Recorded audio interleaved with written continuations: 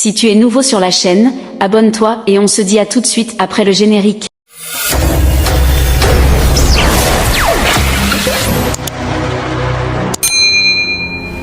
Aujourd'hui, la peau de serpent est un incontournable de la mode haut de gamme. Chaussures à talons, sacs à main pour femmes, vestes, ceintures. Les utilisations pour cette peau sont innombrables.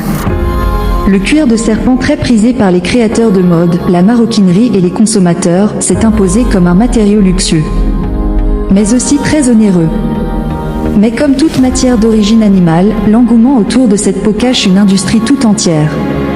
Entre tendance fashion et exploitation animale, bienvenue dans l'univers du cuir en peau de serpent. La peau de serpent, un matériau intemporel. La résurrection d'une tendance des années 80.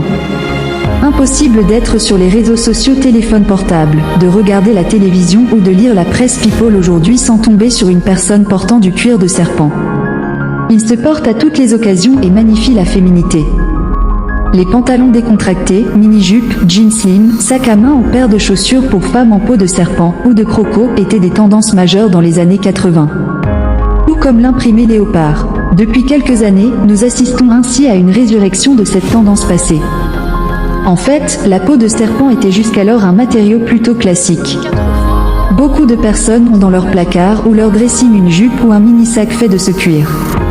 Ce qui fait de la peau de serpent une tendance en ce moment est le fait qu'elle ait maintenant été érigée à la pointe de la mode pour accessoiriser une tenue. La dernière tendance portée par les stars. Des baskets pour hommes en python noir Balenciaga à 845 € la paire. Au trenchcoat intégral, nouvelle collection portée par Rihanna, la peau de serpent s'impose comme une véritable tendance de luxe niveau shopping. Difficile de l'ignorer lorsque les stars du monde entier donnent l'exemple pour la sortir, en appréciant tout particulièrement cette matière haut de gamme dans leur tenue glamour. Lorsque Kylie Minogue a été aperçue avec un sac Zagliani en python doré de 1279 €, la presse people n'a pas manqué d'en parler. Il en va de même pour Kate Moss, aperçue avec une pochette en peau de serpent en bandoulière, l'actrice Eva Longoria de Desperate Housewives avec un sac Prada en python à franges de 1300 € et Keira Knightley avec des chaussures en python Chanel. Un style des plus onéreux. Mais pourquoi la peau de serpent est-elle si chère ? Bien que le motif serpent soit partout, l'authentique peau de serpent est rare. Les véritables accessoires de mode en peau de serpent tels que les sacs à main, petites pochettes fourre-tout et autres sacs cabas peuvent atteindre 15 000 $. Les bottes, sandales et chaussures pour femmes en vrai cuir de serpent coûtent en moyenne 2 000 $. Même les fausses bottes en peau de serpent à semelles compensées, imprimées python sur du vrai cuir, peuvent aller jusqu'à 1 500 $. Cela qui fait de cette tendance une des plus onéreuses de la mode actuelle. Les gens pensent que les sacoches, petits sacs et talons ou en vraie peau de serpent sont chers parce qu'ils sont durables, mais ce n'est pas vrai, croix. Ces articles sont chers parce qu'ils sont rares.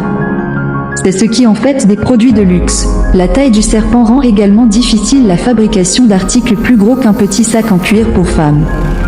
Enfin, ce type de peau est délicate et avec l'âge les écailles ont tendance à se soulever naturellement. Le niveau de travail nécessaire à l'assemblage de cette peau fragile contribue à son coût élevé. Bottines en peau de serpent, les plus recherchées. Les produits en peau de serpent les plus populaires ont tendance à varier d'une saison à l'autre. Cette année, tout a été consacré à la botte à talons fantaisie en peau de serpent, botte pour femmes. Toutes les marques et tous les grands créateurs ont créé leurs bottes ou leurs bottines montantes en peau de serpent. Vrai ou fausse, les confortables bottes en cuir de serpent à bout pointu ont régné en maître cette saison automne-hiver et continueront à faire des vagues pour l'année à venir au printemps-été. Vrai cuir et faux cuir. Comment choisir entre ces deux types de cuir ? Le choix entre le vrai et le faux dépend de deux facteurs principaux. Le coût. La morale. Le coût est le facteur numéro 1, car la plupart des gens ne sont pas prêts à dépenser des milliers de dollars pour un sac à la doublure en cuir rouge qui ne peut pas être porté tous les jours. Comme tout sac exotique aux finitions luxueuses, il est plus un symbole de statut pour la plupart des gens. D'un autre côté, beaucoup de personnes pensent qu'il n'est pas nécessaire de tuer des animaux, s'habiller et remplir sa garde-robe ou son vestiaire. C'est pourquoi une grande partie de la population opte pour la fausse peau de serpent. Parce que le cuir utilisé est obtenu comme sous-produit de l'alimentation et que les animaux ne sont, normalement, pas tués simplement pour leur peau. La vraie peau de serpent. Les produits en vraie peau de serpent ont une longue durée de vie. Mais plus la peau vieillit, plus les écailles sortent en relief. Les techniques utilisées pour travailler la peau et pour stocker correctement ces articles peuvent ralentir le processus de vieillissement. Certaines personnes n'aiment pas cette caractéristique, mais ce processus est inévitable.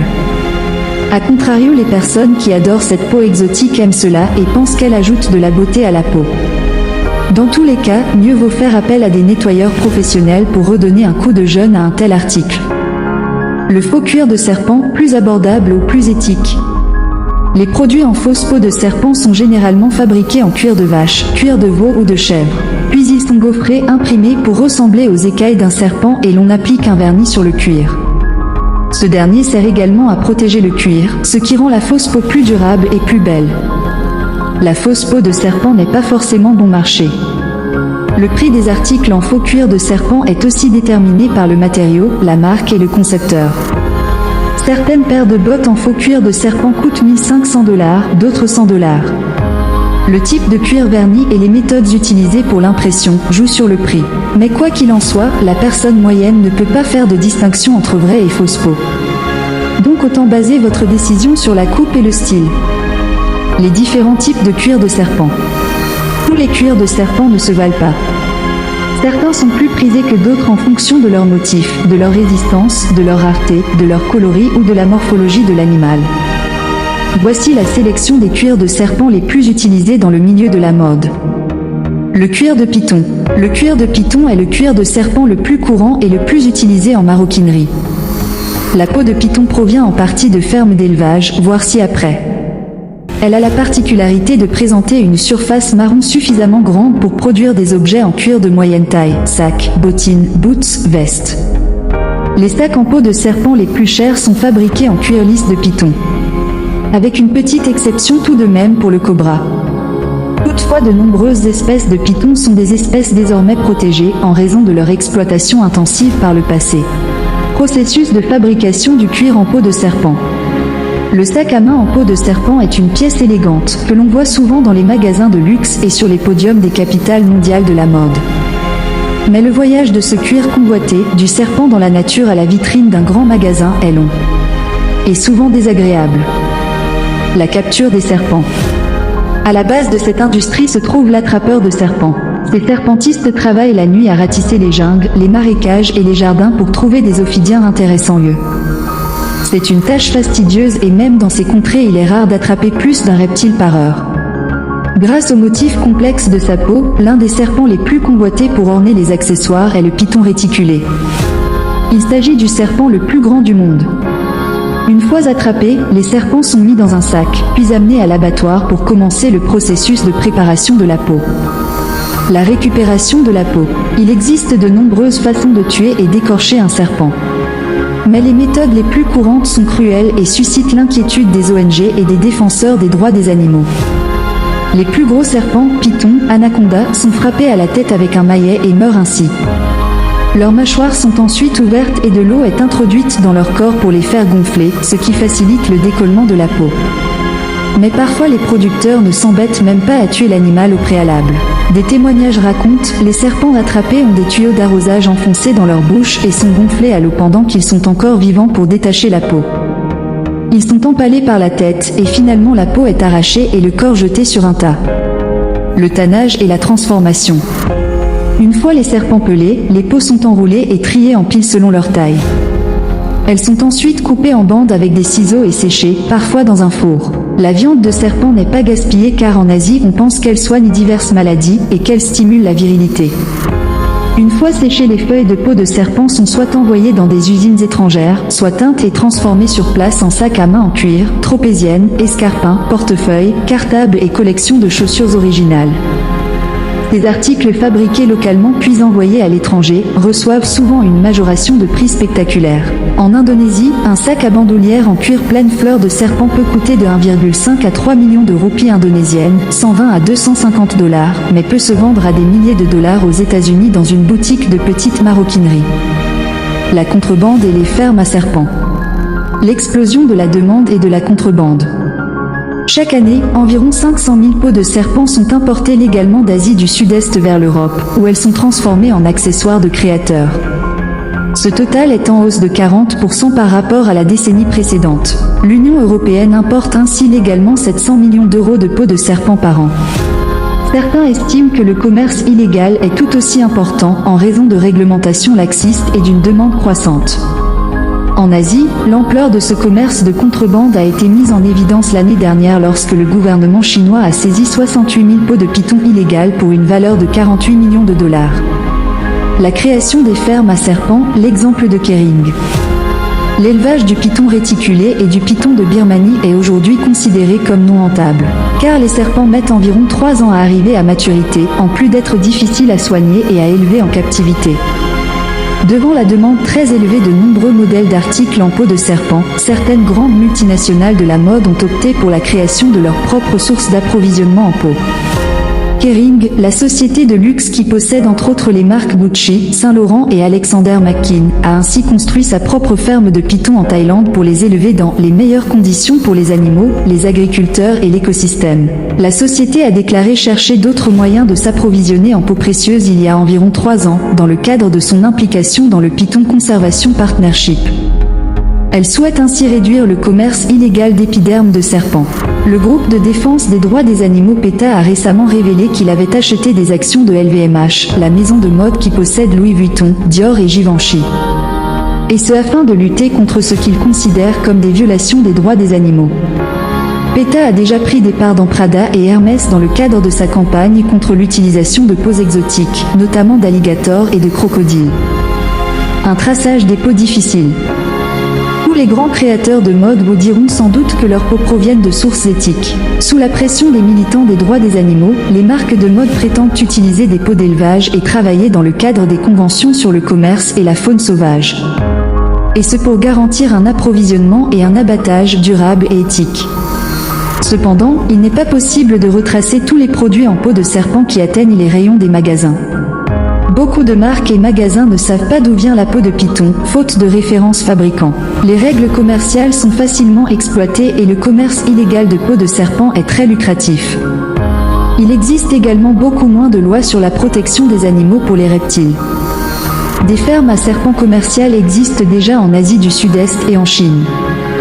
Mais le système est largement utilisé pour blanchir les pythons sauvages capturés illégalement. À tel point que la plupart des peaux de python provenant du Cambodge, de l'Indonésie et du Laos sont considérées comme suspectes. Problèmes éthiques et environnementaux. Des sous-produits de l'industrie alimentaire. Tout produit animal utilisé dans la mode est un sous-produit de l'industrie de la viande. C'est le cas pour le faux cuir, la viande de l'animal abattu, vache, vachette, mouton, bœuf, agneau, est utilisée pour l'alimentation humaine et la peau sert à fabriquer des articles qui seront ensuite vendus. Dans les pays asiatiques où l'on mange des serpents, comme nous l'avons vu, cela est aussi vrai pour les reptiles. Les questions relatives au cuir concernent donc en grande partie le bien-être des animaux, même si à l'inverse d'autres bêtes, les vaches ne sont jamais élevées uniquement pour leur peau. Ainsi, il est vrai que l'industrie du cuir s'effondrerait si les gens arrêtaient de manger de la viande. Toutefois, il est à noter que le prix que l'agriculteur obtient pour la peau de ce bête d'élevage est négligeable. Il est payé au poids et non pas en fonction de la peau individuelle. Les dégâts environnementaux causés par cette industrie. Près de 70% de l'approvisionnement en eau dans le monde est utilisé pour les animaux d'élevage, l'alimentation et donc la mode. Un quart de la surface de la Terre est recouvert de pâturage, tandis que les habitats de la faune et de la flore sauvage se raréfient. Cette exploitation pollue aussi parce qu'il y a toujours le problème du sang, des déchets, de l'ensilage et du lisier, il faut bien mettre ça quelque part. Plus de 95% du cuir dans le monde est tanné au chrome. Le danger est que le chrome est un métal lourd. Et s'il est mal tanné et que les molécules sont laissées en vrac, il peut s'oxyder en chrome 6, qui est cancérigène. L'alternative est le tannage végétal, qui utilise l'écorce des arbres. Mais ce processus prend des mois, comparé au chrome qui n'a besoin que de quelques jours pour agir. Cependant, les déchets du tannage végétal comprennent des matières provenant des carcasses, des germes et des bactéries. Conclusion, les mentalités évoluent. Et voilà, l'industrie qui se cache derrière les articles en peau de serpent n'a plus de secret pour vous. Aujourd'hui, les mentalités évoluent. Le grand public est conscient des problèmes éthiques et environnementaux liés à la production de peaux et de cuirs exotiques. De nouvelles habitudes de consommation plus responsables voient le jour. Des marques comme Mango, Urban Outfitter, Dorothy Perkins ou Esprit Serpent produisent ou vendent des accessoires en simili-cuir, respectueux des animaux. Beaucoup de grands groupes communiquent maintenant sur leur volonté de développement plus durable et plus éthique. La meilleure façon de procéder n'est pas d'interdire les choses, mais de s'engager avec l'industrie et de l'aider à progresser dans le processus.